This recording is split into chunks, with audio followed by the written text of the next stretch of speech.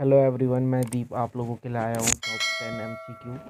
और आज हम उत्तर इंडियन हिस्ट्री के आधुनिक भारत के टॉप 10 एमसीक्यूज डिस्कस करेंगे। चलिए शुरू करते हैं। पहला प्रश्न हमारे सामने है, बनारस हिंदू विश्वविद्यालय PHU के संस्थापक थे। हमारे पास चार ऑप्शन है। डॉक्टर राधाकृष्णन, दूसरा है गांधी जी, मदन मोहन मालवीय, या इनमें से कोई नहीं। तो इसका सही आंसर है मदन मोहन मालवीय। पढ़ते हैं अगले प्रश्न की ओर। अगला प्रश्न हमारे सामने है, guilty man of India's partition पुस्तक किसने लिखी। तो हमारे पास चार ऑप्शन है। जवाहरलाल नेहरू, डॉक्टर मनोहर लोहिया, अब्दुल कलाम आज़ाद, या सरोजनी नायडू। तो इसका सही आंसर है डॉक्टर राम मनोहर लोहिया। पढ़ते हैं अगले प्रश्न की ओर। अगला प्रश्न, आनंद मठ के लेखक कौन थे। हमारे पास चार ऑप्शन है। रविंद्रनाथ टैगोर, बंकिम चंद्र चटर्जी, सरोजनी नायडू, या अरविंद घोष। इसका सही आंसर है बंकिम चंद्र चटर्जी। पढ़ते हैं अगले प्रश्न की ओर। अगला प्रश्न है, भूदान आंदोलन किसने प्रारंभ किया था। तो हमारे पास चार ऑप्शन है। महात्मा गांधी, जयप्रकाश नारायण, विनोबा भावे, या राम मनोहर लोहिया। तो इसका सही आंसर है विनोबा भावे।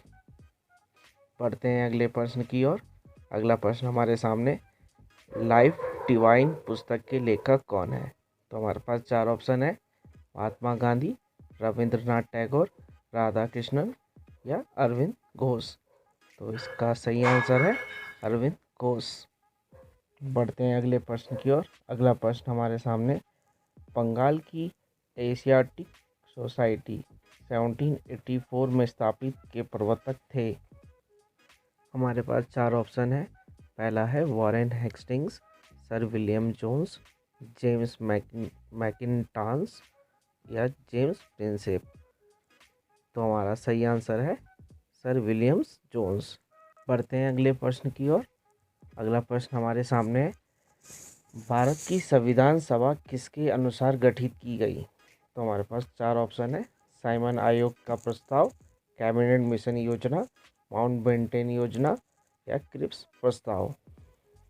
तो इसका सही आंसर है कैबिनेट मिशन योजना। पढ़ते हैं अगले प्रश्न की ओर।